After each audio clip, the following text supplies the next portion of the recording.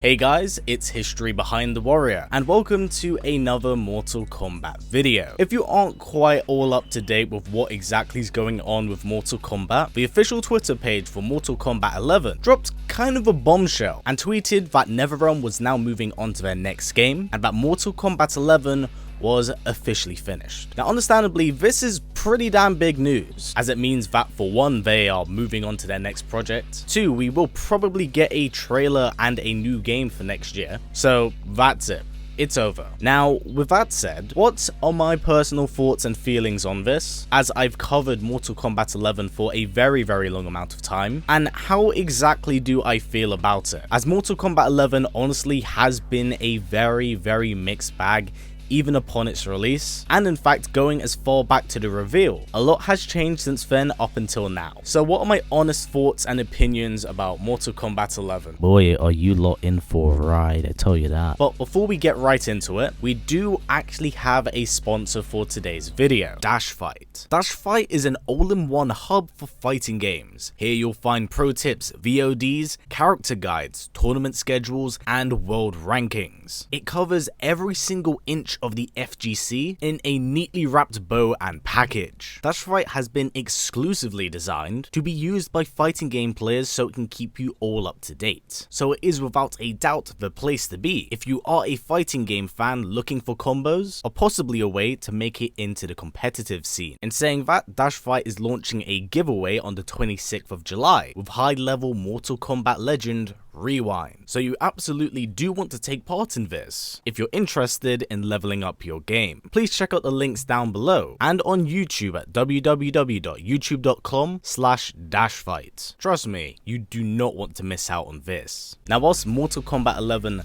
has been the most successful Mortal Kombat game to date, it has caused a lot of controversies among older and newer fans in terms of how it's designed, how it's presented, and how it's played. We're going to go through each of them bit by bit, so please do bear with me. But I do want to point out here that a lot of this is my own personal opinion and things I understand about the game and how it was developed and what it came to be ultimately, no pun intended. Now, a huge positive aspect about Mortal Kombat 11 was really the community interaction that was going on at the very start of it. Of course, we had the reveal events that invited content creators and high-level players in order to kind of introduce this new era of Mortal Kombat, which I will say was a very good decision. There's no better way of winning fans over than community interaction and showing that you're aware of your fan base and that you appreciate their support and interaction yourselves. That's a really good way of winning us over. Along with this, the presentation we did have was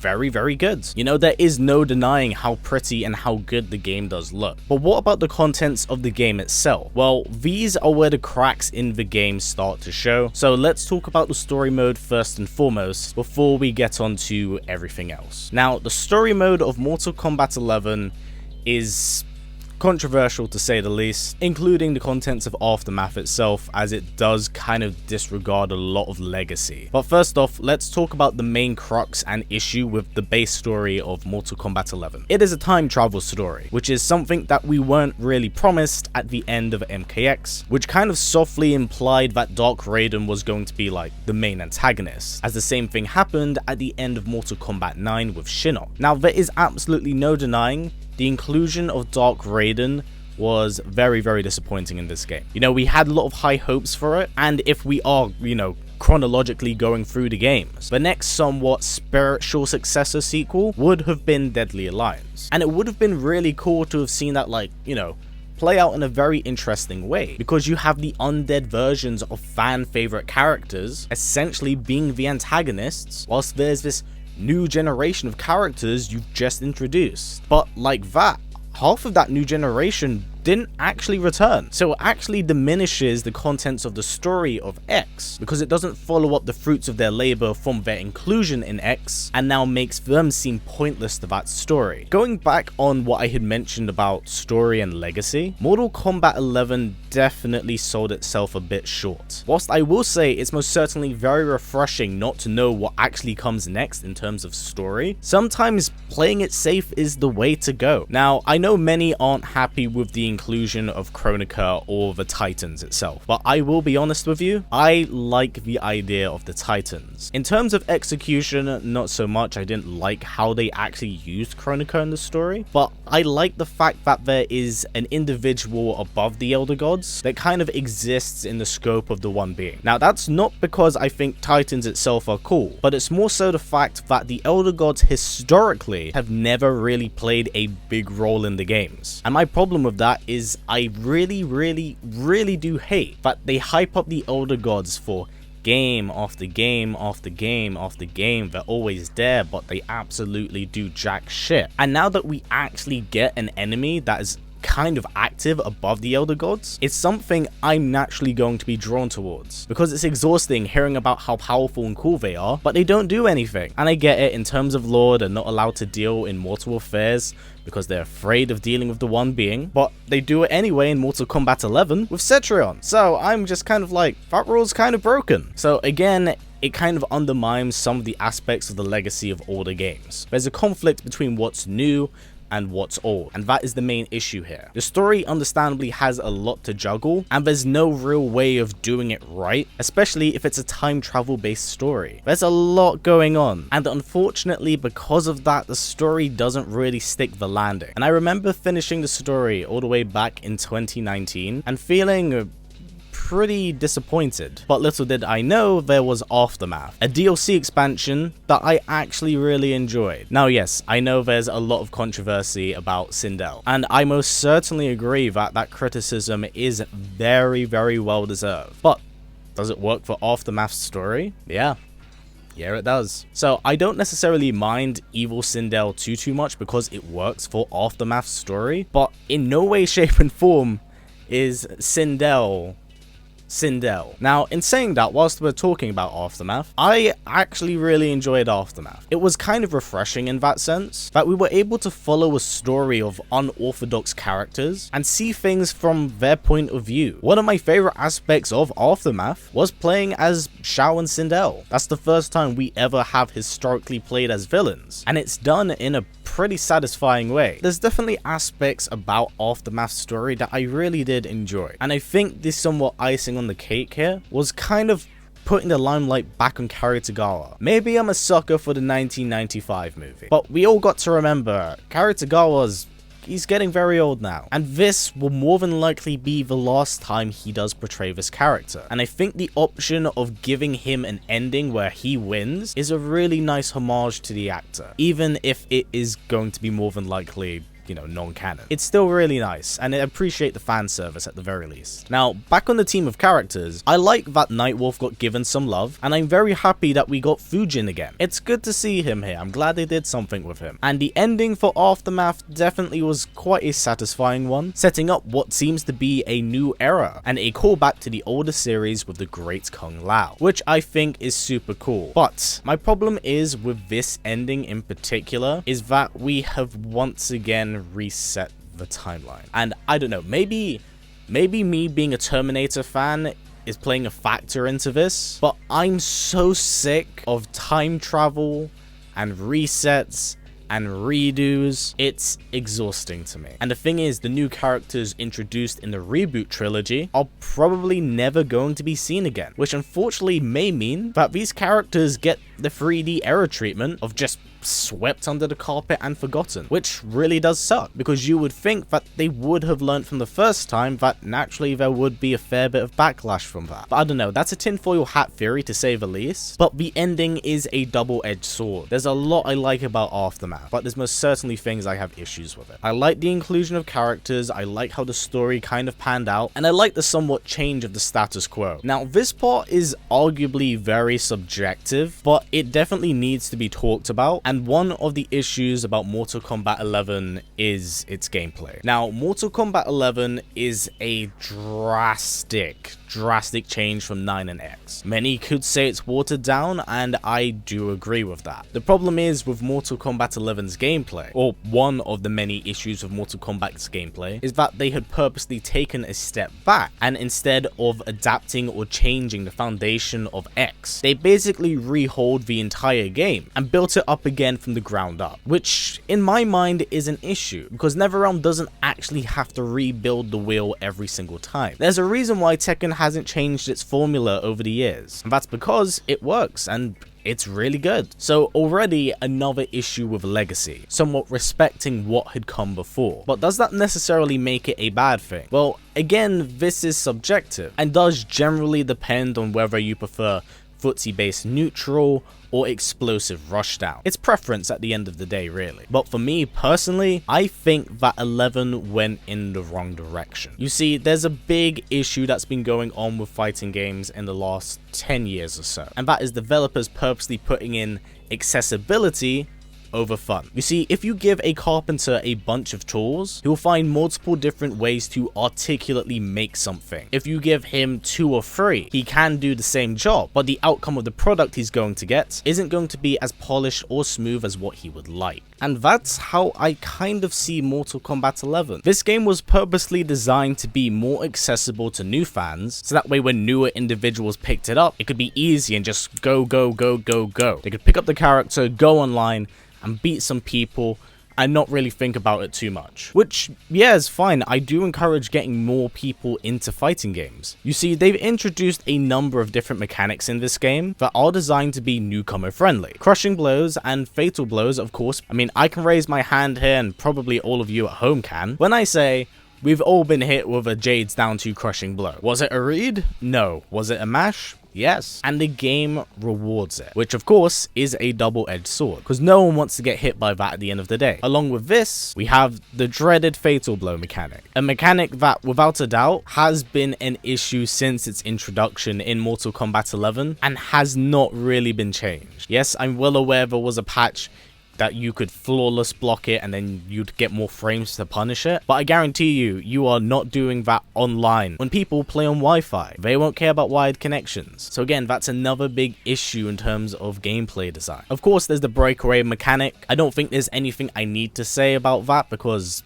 everyone said everything that they need to. It's unresponsive, and when you do get it is when you don't actually need to use it. I think if they designed it in a different way, it would be much better, but the breaker system from older games have worked and worked well consistently. So what we have been left with here is honestly just not great to deal with. One of the big pluses about Mortal Kombat 11's gameplay is the freedom that the somewhat open variation system gives you. You get to pick how you want to put out your toolkit, which is a really neat addition. I do like that a lot. But in terms of gameplay, it's definitely going to be subjective amongst the people watching this. Some of you will really like it and prefer it, some of you will not. I think purposely watering down any game's combo system is a very bad step, because having the ability to kind of express yourself through combos has always been a very fun part about fighting games. In the future, I hope they completely abandon this combat system, because if I'm honest, I think the older games did it much better. MK11's new gimmicks in terms of gameplay feel like they have been robbed from other games. Fatal blow system, rage arts from Tekken 7. Crushing blow system, lethal hits, Soul Calibur 6. Flawless block system, fear reversal, Street Fighter 5. Taking all these mechanics from other games and implementing it into yours just turns it into a bit of a Frankenstein version of what Mortal Kombat is. And yeah, there's crunching bones and gory super moves, which are all part of Mortal Kombat, don't get me wrong. But to me here, it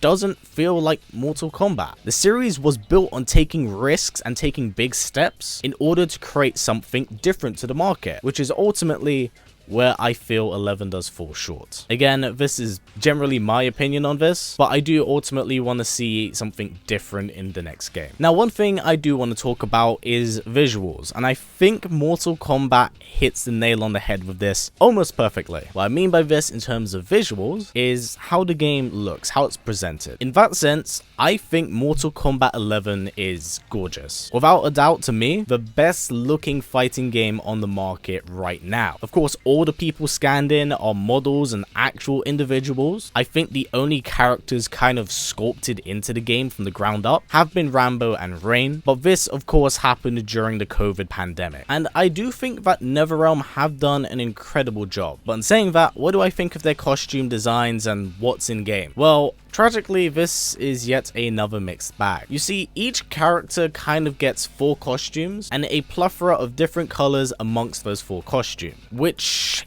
is a step back, I'll be honest. When we compare it to how you could customize your character in Injustice 2, it without a doubt is superior. You could customize every single bit of your character and then pick a shader on top of what you had. There were shaders that straight up changed your character. So to me, it's definitely a step back. In terms of costume design, I do like some of the costumes in the game, but there are some that are just not for me. What was a really strange choice, and I don't understand why they did it, was kind of removing the sex appeal visually from some costumes. Now, I know that a lot of people say that they wanted to ground this game and be a bit more mature, but it's Mortal Kombat. A lot of the series is built on like extravagant violence, campy humor, and guess what?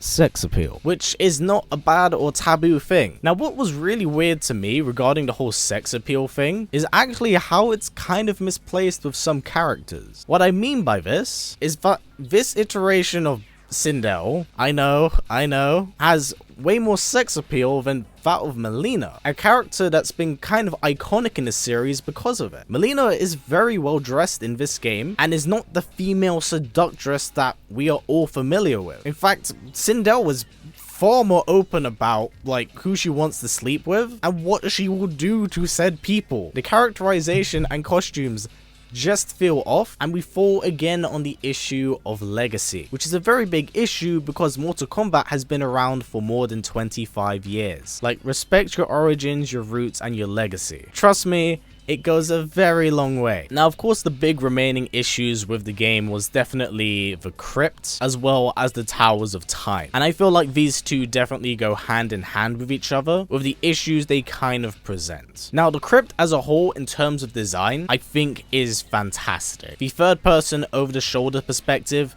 amazing. The ability to go around Shang Tsung's island and unlock things, incredible. It's a bit of a puzzle too, so it kind of encourages you to explore the map in a very interesting manner, and may also show signs that the dev team are wanting to experiment and try something a bit different outside of fighting games. But going back on the Crypt, the main issue were the requirements needed to kind of unlock stuff, which was unbelievably high. You needed to put in so much work to unlock the entirety of the Crypt. And in saying that, there was a lot you couldn't unlock unless you did the Towers of Time or Combat League, which is an issue if you like cosmetics. Like, there are many people that don't like going online in Combat League and playing against people, which is 110% understandable, because guess what? I don't want to play against Billy Bob Todd on his hotspot phone. It's not a great experience, can't lie. So with a lot of it being kind of cut off, it's a bit disappointing, because there are most certainly some skins I do enjoy. The Crypt as a whole, I think in idea and concept,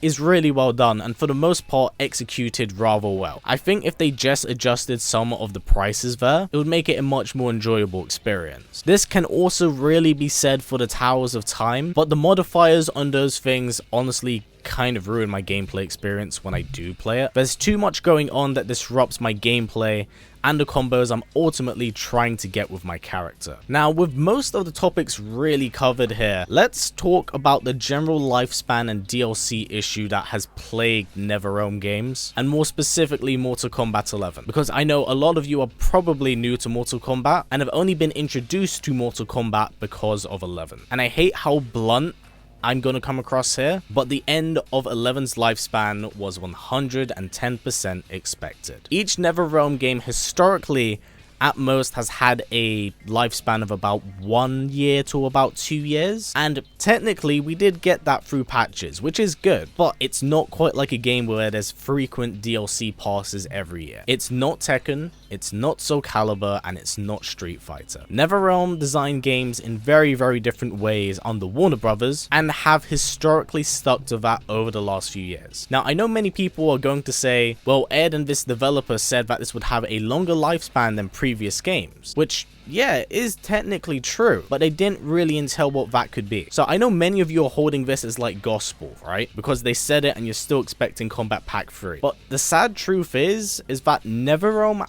have been saying this since Injustice 2, and that game in terms of DLC coverage had a very short lifespan. So trust me when I say to you, new fans, this has been a thing that has been around for a long time and simply hasn't changed. Now, as to why, I unfortunately cannot give you the answer. But if I were to give you all a somewhat guesstimation, I would say it's that Netherrealm as a team want to extend the lifespan of their games, but it's Warner Brothers that ultimately want them to keep making new games. I could be wrong here, and this may be a bit of a tinfoil hat theory, but when Netherrealm was formed under Warner Brothers, I believe that the studio could be contractually obliged to make a new fighting game every 2 years. Of course, this isn't entirely true, as we should have gotten a new game this year, but of course, no one really saw a worldwide pandemic kind of going on, which makes the tweet that Netherrealm puts out make even more sense, as they would have to announce that they are working on their next game. Now, with that said, do I know what it could be? Honestly, I don't right now. Is it going to be Mortal Kombat 12? No, I don't see that happening. Is it going to be Injustice 3? I think that it's most certainly possible. Do I think it's going to be the Marvel fighting game? I'm so on the fence about that. Like, it's definitely in the realm of possibility, and I think it'd be a very smart business decision, but I'm not Warner Brothers. I ultimately cannot speak for them as a brand. Warner will do what's in their best interests, so I see Injustice 3 as the favorable choice. And considering it's a legacy game, I think Injustice 3 is just the safe pick. Now, with that said, what are my overall thoughts on Mortal Kombat 11 and how Netherrealm have kind of handled this game? Well, there's a lot of incredible things to enjoy in this game. I think if you enjoy the gameplay and you enjoy its visuals, you're going to have an incredible time. But as someone who has played previous iterations and someone who has been a long-time fan, I have not been a fan of the changes in this game. Not because I'm not scared of change, but too much has been done too fast and too soon. It has not been a smooth transition and change. It's been alarmingly quick, and it has caused issues among the community. I think the drastic change in gameplay has been a bit of an issue for legacy players, and I think from a narrative standpoint, it's not been able to juggle the source material too well. It's not terrible or god awful by any means, but there's a lot of stuff that comes from left field that is unexpected, and to some that might be a good thing, but to some it might not, which is 110% understandable. I think criticism is most certainly needed in the case of Mortal Kombat 11 to somewhat cement what we want for the next game. Community feedback is a good step in the right direction, so I hope that the next MK installment is something we can all really enjoy. And I know whilst many might be disappointed that MK11's lifespan is over, honestly, you shouldn't be. I know many people are holding out for like a Combat Pack 3, but I'll put it like this, right? When there's another Mortal Kombat game, you don't have to worry about those characters probably being relegated as DLC. They could end up being on the base roster, which is a really good thing, because once again, community feedback, a really helpful way of letting the devs know constructively what you want in the following game. So with that said, this has kind of been it for this video. I know it's been quite a lengthy one, but from what you can tell, I've had a lot of thoughts on this. Personally, I've had a very love-hate relationship with this game. There's a lot I love about it. In terms of business and work, it has been fantastic. The ability to go to Netherrealm Studios has been amazing. I appreciate everything they've done for me, especially being able to work with Warner Brothers UK. But I will not overlook these issues because of that. I think that it's important that constructive criticism is given, because I want Netherrealm to create a game that all of us can enjoy. Now, I know with how big the fan base is, that's going to be nigh impossible, but Netherrealm have done a number of things to completely change the playing field for a fighting game. I mean, the ESRB being one, and them creating a cinematic story mode. They completely changed changed the field of fighting games from a narrative perspective that every other studio is now trying to pursue. So yeah, whilst we give them a lot of criticism, let's not forget how they have paved the way for the rest of the industry. I will be covering the next Netherrealm game. Currently, I don't know what that is, but I will most certainly be excited for what the future holds for them, and hopefully us as fans as a whole. Once again, a big thank you to our sponsor for today's video, Dashfight. Please do follow them, as I have worked with them previously, and they are an amazing team with an incredible vision for what they want the FGC to be. You know, being able to stay up to date with tournaments and have guides at your fingertips is super important. And once again, a quick reminder that they are doing a giveaway on the 26th with a free coaching session with Mortal Kombat player Rewind. So please do check out the links down in the description below. But until then, that has been it for me. So before this video does wrap up, guys, let's try getting it to about 500 likes, and please do not forget to tick that bell, as it will keep you up to date with all of my content. Please comment, like, subscribe, and share this video with everyone you know. Please take care, and I will see you all next time.